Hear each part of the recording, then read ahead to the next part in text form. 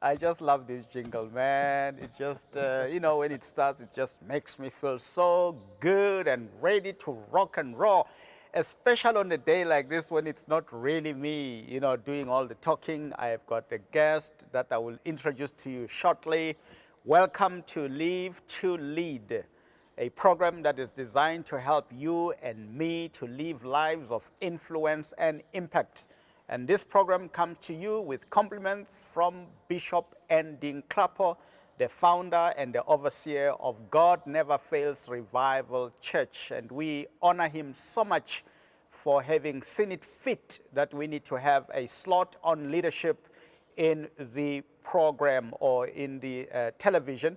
And then, of course, you are watching us not only through the television, we also are available on our GNF YouTube channel, as well as our Facebook live streaming services. So thank you for joining us once again, where we are swords that sharpen one another so we can go out there and do the work of influencing and impacting our world, making a difference in our generation. But as you do that, you really need to be empowered.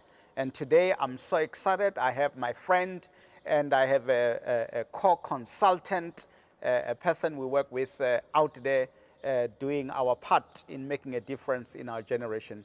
Dr. Mnene, Mnene. Welcome, sir. Thank you so much, Doctor. How are you today, man? I'm fantastic. You look good, man, for a COVID-19 pandemic period. Yeah. You're looking very good, man. I feel good. I feel fantastic. Good. Where is your book? What happened to your book? It went away. I had your book right now. My goodness. And we'll talk about it in another session shortly that we will deal with. We'll talk about that book a little later. Cat and what? Cat and frog syndrome. Cat and frog. Let's talk about that a little bit. How on earth do you write a book on such stuff like that? Cat and frog syndrome. Of course, I know that, it deals with responding to life. Yeah. And they will respond differently to things that happen to us. Is there a way of you connecting cat and frog syndrome to how we would respond properly to the COVID-19 pandemic? Or there it is, the book just came. I think the cat was under there. There you are, The Cat and Frog Syndrome by Dr. Alamein Kateko Mnene. Is there a way of linking cat and frog syndrome as a strategy to COVID-19 pandemic? Oh, yes. How? So here's the thing. The cat, let's look at the cat. Yes. The cat experiences a traumatic event. Yeah. And the cat then makes a decision to never go back and try it again because it got burnt the first time. Okay. Consider COVID-19. Yes. When people go through a difficult challenge, then they decide, you know what, this is not for me, I quit. Maybe it was business, maybe it was a relationship that got affected during this time. Then they will make a decision that says, I'm never going back, and then it affects everything else about them going forward. Yeah. So that is the cat behavior, basically. So you are saying when a cat experiences a difficult challenge, it tends not to go back. Yes. To avoid reliving the pain. Absolutely. Repeating the bad experience. Absolutely. Okay? Without then considering everything that yeah. resulted in the pain that it felt. Okay. Yeah. So which means there's a chance of missing opportunities of making it in life. That's right. If you have the cat mentality yeah. of responding. Yeah. In fact, it is more reacting rather than responding. Absolutely. Because when you react, it's because of what happened now. Yes. But when you respond, yes, it's because of what happened, but you also think about possibilities of the future. That's right. Which is now the other animal. Well, before that. Yes. So I then, in the book, yes. even show you that should it happen, yeah. that you have that mentality, how do you come out of it? Okay. How do you then turn it into a positive experience? Okay. That they must find in the book. That's right. Okay, so talk about the frog side of things. Now, the frog is based on an experiment. Yes. That the frog was put in hot water and it jumped out. But when it was put in cold water, they turned the heat on. As it gets warmer, the frog sits there because it's hoping things are going to change. Yes. You know what I'm saying? Yeah. Apparently, the body of a frog is able to adapt to the environment, hoping that the environment can change. But in this case, the environment didn't change. Yeah. The water kept on getting hotter and hotter and hotter. So sometimes we learn that we behave certain ways, and we start to learn that we do not even show signs that we are struggling. We don't show signs that I cannot handle this anymore. We don't show signs that I'm struggling in this area. Many people right now are going through difficult times in their own lives, in their personal space, but they're not even showing a sign that I need help. They're not even talking to somebody that says, can you help me out? You know, sometimes they keep on hoping, and they sit there and they hope until the point of death. The frog in this instance ended up even dying because it never reached out for hope. So wait a minute. So now, both strategy is there a strategy that works, or basically the idea of the book is to then tell us that don't act like a frog. Yes. You can get out of that mentality. But also even the cat approach, you can also get out of that That's mentality. right. That's right. Is there an animal that has got a better strategy? Well, Because in the book, you're basically talking about two animals Yes. that have got, in general terms, they are bad strategies. Yes. But then you show them how, you show us how we can That's right. escape that. That's But right. is there an animal that has got a better approach? Well, in life, there's always pros and cons. Yeah. Even the cat, in fact, sometimes maybe not going back to It something can that save could- you. Yeah. Exactly. Like domestic violence, for gender-based violence and That's stuff like right. that. You are That's in a right. terrible relationship, you know, Yeah. to try and go back there, you may just die. Exactly. Fantastic. Well, I just felt that we should say a word or two about the book. It's not a book review today, but just to acknowledge that my guest has written a book, and I'm looking forward to seeing another book coming. In case you don't have this book, it's time for you to get it, by Dr. Alamin Kateko Mnene. And he's a leadership expert, he's a systems thinker, and today we're going to be dealing with a very important subject for leaders. We always talk about managing time, but actually that is really a misnomer, because you actually really cannot manage time. You know, if you've got 1 hour, you've got 1 hour. You're not managing the time. It's like change management. Really, it's a misnomer to say you can manage change. But what you can actually do is to manage yourself in order to thrive in the change that is taking place. If there is a shift from summer to winter, you can't manage that. You just manage yourself. You are the one who keeps warm, you stay next to the heater, you dress warmly, but there is nothing you can do to the winter season. If it is cold, but you can become warm by doing something to yourself, not by doing anything to the winter itself. So it is also about time. If we have got 50 years to live in this world, it will be 50 years to live in this world. But then there are things that you can manage when it comes to time. So that's what we're going to be talking about today. And let me get my friend to talk to us a little bit and introduce the idea. You are saying we actually really cannot manage time. Not at all. Yeah. You see, management has to do with that which is within your control. Yeah. You cannot manage something that is out of your control. So if you wake up in the morning and it's 6 o'clock, Yeah. just like the past 2 days have been cold, Yeah. you wake up and you're like, nah, I want to shift 6 o'clock and put it at 9 o'clock so that at least I can wake up when it's a bit. You can't do that. That means if you don't wake up at 6 o'clock, you will miss the appointments and whatever else that you need to do. What you then can do, you have to manage yourself within the time that you have been given. You know, I've been trying to find the right way of saying it in English, but I could only think of the way I would say it, maybe in Shangani, you know, in Zulu, where we say, Marankari hausukela whatever. Yeah. Isikhathi siyasukela. Yeah. You know, I'm trying to put it in a nice way because people will Because say time is neutral. time is neutral. Yeah. And it's blameless. Absolutely. Yeah.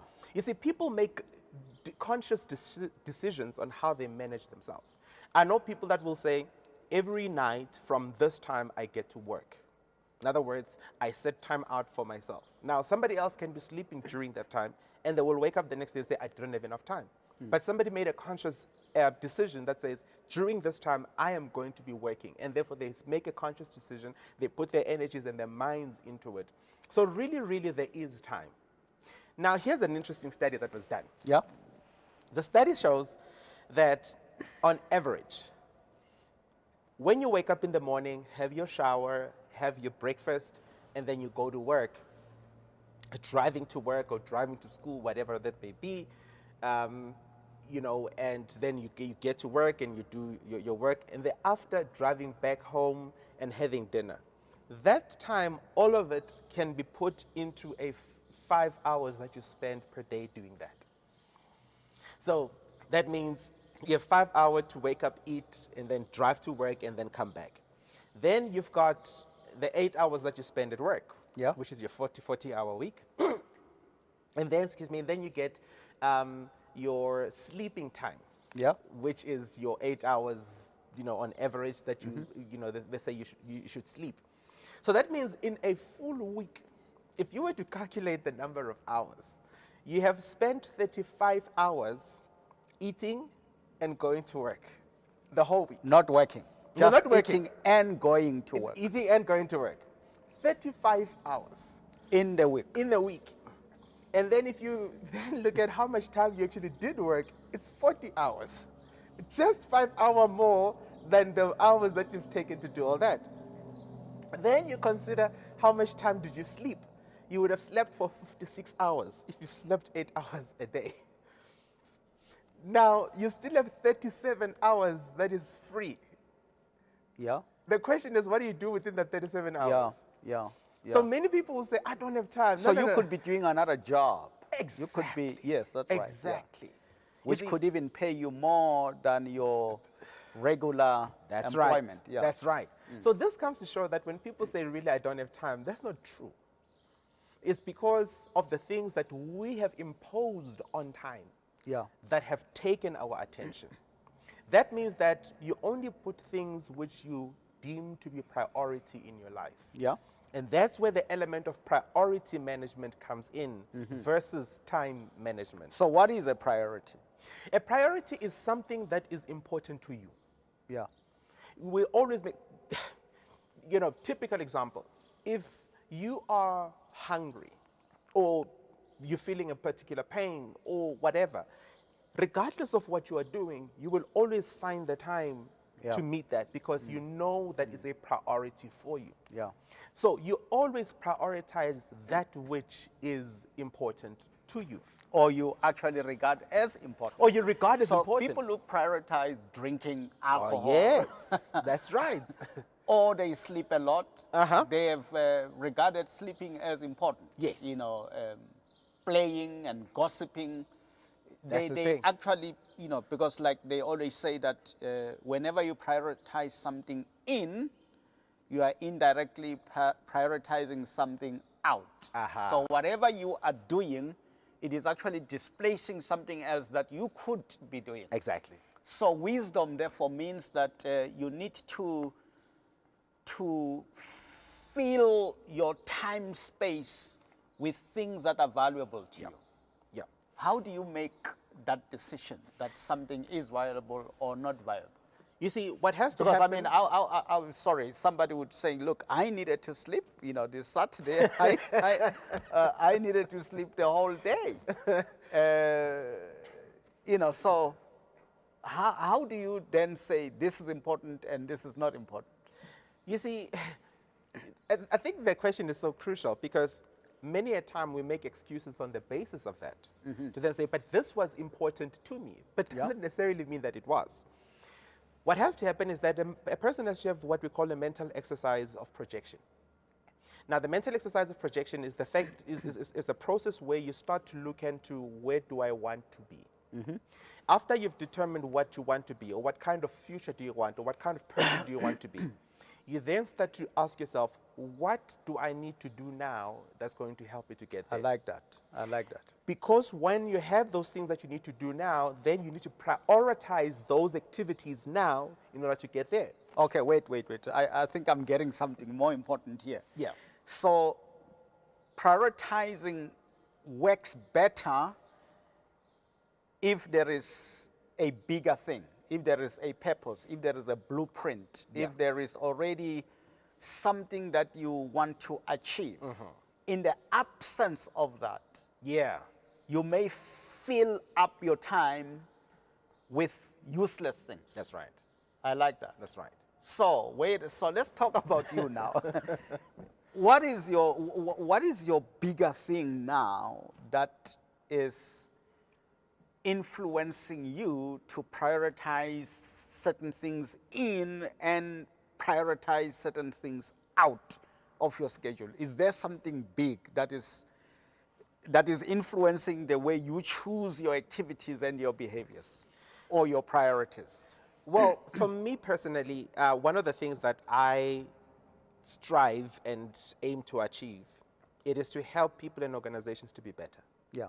And by being better, it's not just generating revenue, it's basically by having a proper system that's going to allow them time out for themselves and realize that life is meant to be lived. So for a person like you, therefore, who has such a desire to help organizations become better, what kinds of priorities get into your scheduling of events? So one of the things that I do is my time alone in prayer with God. Okay. That grounds me. Secondly, is the kind of material that I read. Okay. The kind of activities that I engage myself in. I love watching things which are process-driven, seeing the outcome of what used to be. So Good. I would engage in those kinds of activities because I look at various ways that one objective can be achieved, but how else can it be done besides the one that I would think it should be? I asked that particular question for our viewers because many a times people say, no, we just talk theory there, you must plan, you must set goals, etc., etc. Because somebody could say, but yes, I still don't know how to prioritize. Now, from what Alamein has said, if his intention is to help organizations become better. Now look at the three things that he has mentioned. One of them is to spend time with God. That actually indicates that he is not leaning on his own understanding.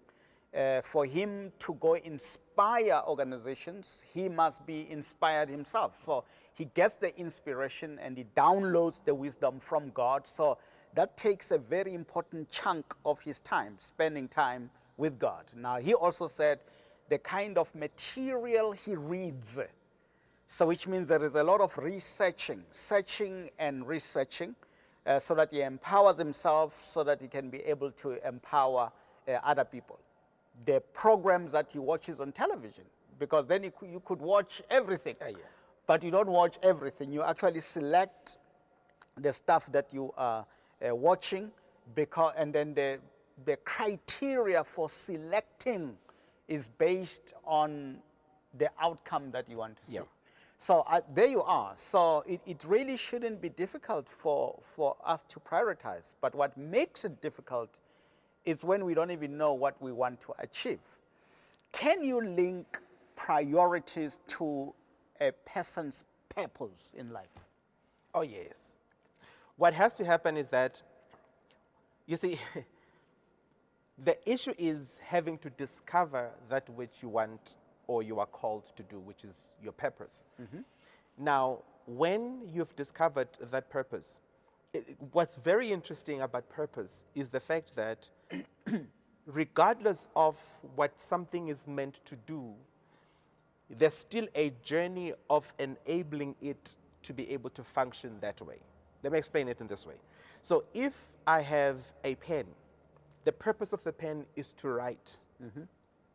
But for the pen to write, it must have ink. So that means I have the responsibility of filling that pen with ink so that it can be able to write. The pen could be broken. I have to make sure that the pen is stable so that you're able to hold it correctly. Hold it there, hold it there. So if God gives you purpose, he will not give it to you without giving you the ability That's right. to fulfill that purpose. Yes. Okay, I like that. So there are things that is your responsibility. Yeah. Those are the things you need to start prioritizing. Yeah. To make sure that the purpose is fulfilled, the pen is able to write. Yeah. Because you need to find out where the ink is sold, how much the ink And what color it is. what color, and Yeah. how to then fill it from a jar to the little tube that you have to. All those kinds of nitty-gritties, that's your responsibility. That's why you need to prioritize those activities that are going to help you to achieve that particular purpose. I like that. I know you're a systems thinker. Do you have a system of prioritizing?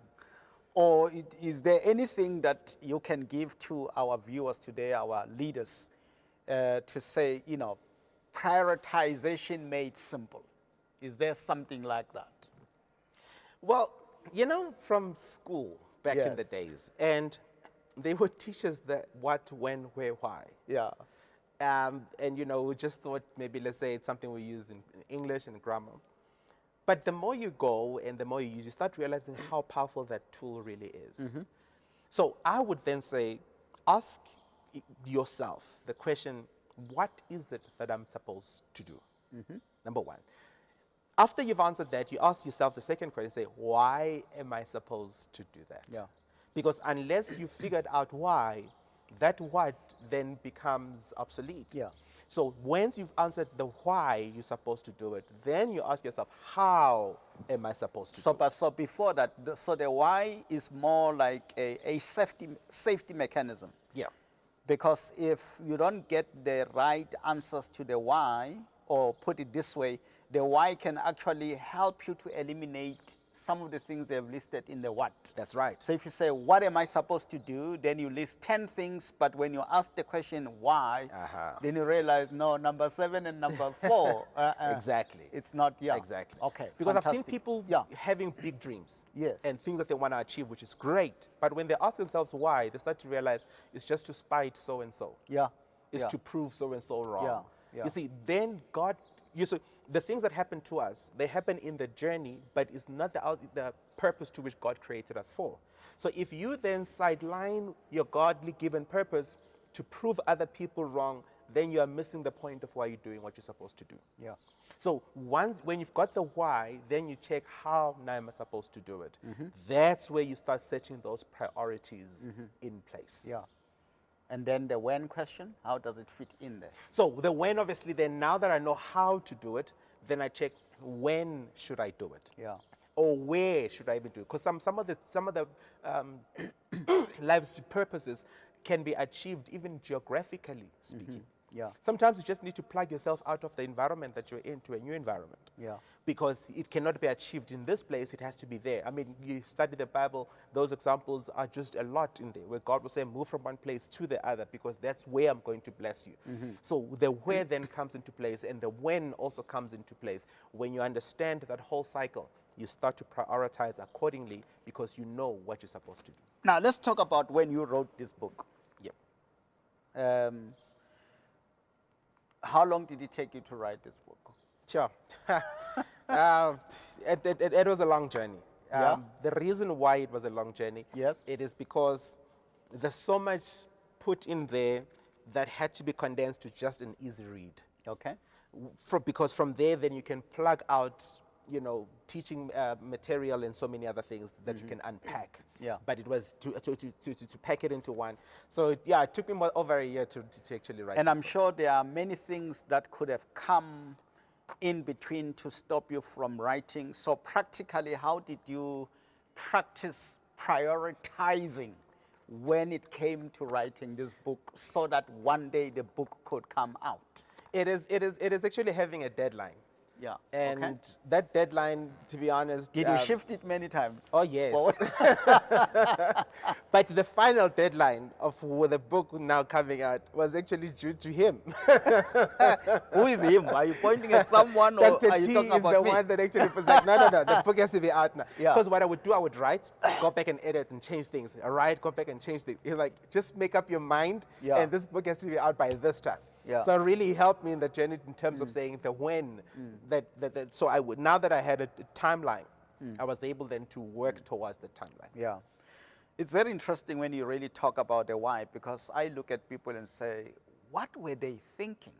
You know, I mean, if you look at leadership, whether it's political leadership, organizational leadership, even during the COVID-19 pandemic, you find people doing things that are anti-survival. You know, you can see you really cannot survive when you do this. You can't even thrive when you do this. And it really shows that it's really a failure of prioritizing. And if you cannot prioritize, you find yourself doing things that really are out of your purpose. Yep. So I think the message here is that just know why you are here on earth and commit yourself to that, and then make up your mind that because of this blueprint of my life or my life plan, there are certain things I will not do.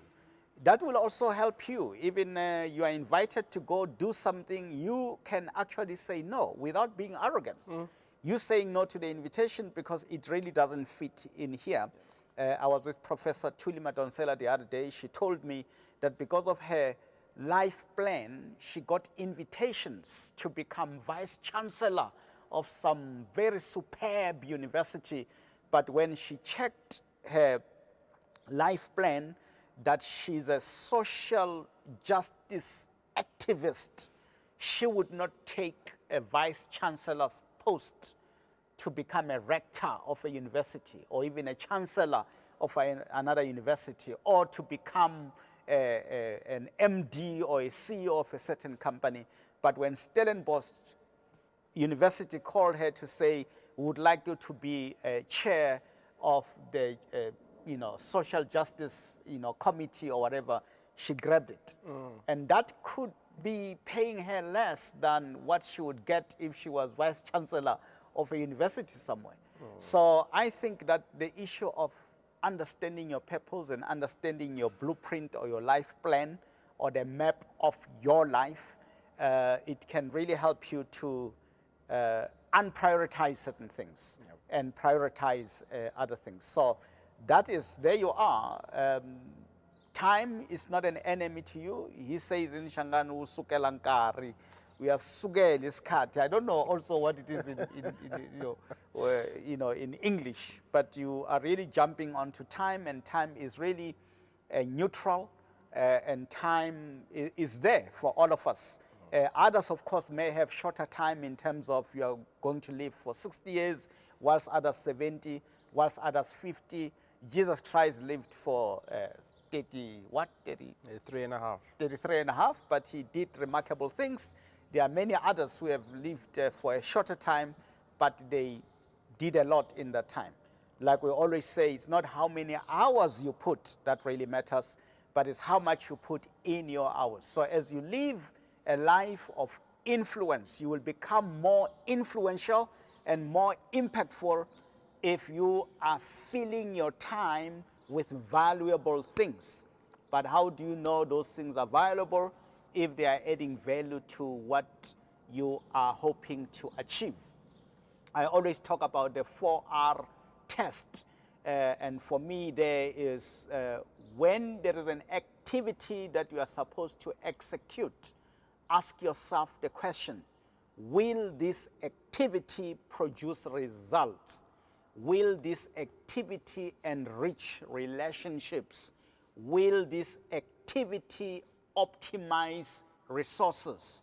Will this activity build reputation?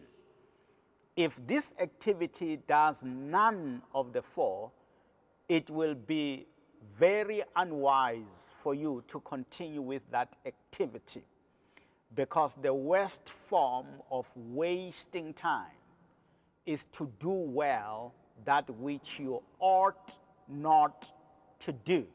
And today we have been taught for you to determine whether you ought to do something or not. And that has to do with understanding your purpose and having something that is larger than yourself, or having a bigger goal in mind, and everything that you do must feed into making sure that you achieve that goal. I hope you have learned something today. Thank you so much for joining us today. But before we go, let me hear if my friend, you have got some final words to encourage people to make sure that they are on course when it comes to dealing with their priorities. I think if we want to change anything, stop making excuses. Yeah. We make too much excuses, and we are too forgiving of ourselves. Because we say, you know, I couldn't do it, therefore I need to understand. I'm not saying be too hard, but at the same time, don't be too forgiving. Yeah. Those are two extremes. Always find that balance to prioritize that which is important. That's going to help you to get somewhere. But if you're going to live your life on a day-to-day basis and say, I didn't have enough time, then you will stay where you are. But unless you want to go to your dreams, achieve those goals, you need to start prioritizing what you do within the time frame that you've been given. And if you can do that, you can achieve anything that you want. Well, there you are. You heard it from him. He's a leadership expert and a systems thinker. When you make excuses, you are actually giving yourself permission to remain where you are. And yet God has destined you for greater things. Thank you for joining us today. We encourage you to join us every Thursday, 3 o'clock South African time on GNF television, or at any other time by following us on Facebook, live streaming, and also liking us on our YouTube channel. Thank you so much. And of course, you know that the GNF television is a not-for-profit organization. So for us to keep the license of the television operational, we depend on support from people. You can partner with the owner of the television, Bishop and Dean Clapper. There are details on the screen, or you can make your donations. They are also welcome, and the details are on the screen. But also beyond that, tell other people about the YouTube channel and our Facebook live streaming, to like it, because the more you like it, the more you watch, and of course that can translate into cash for the ministry. Thank you so much for supporting us. May God bless you. See you next time.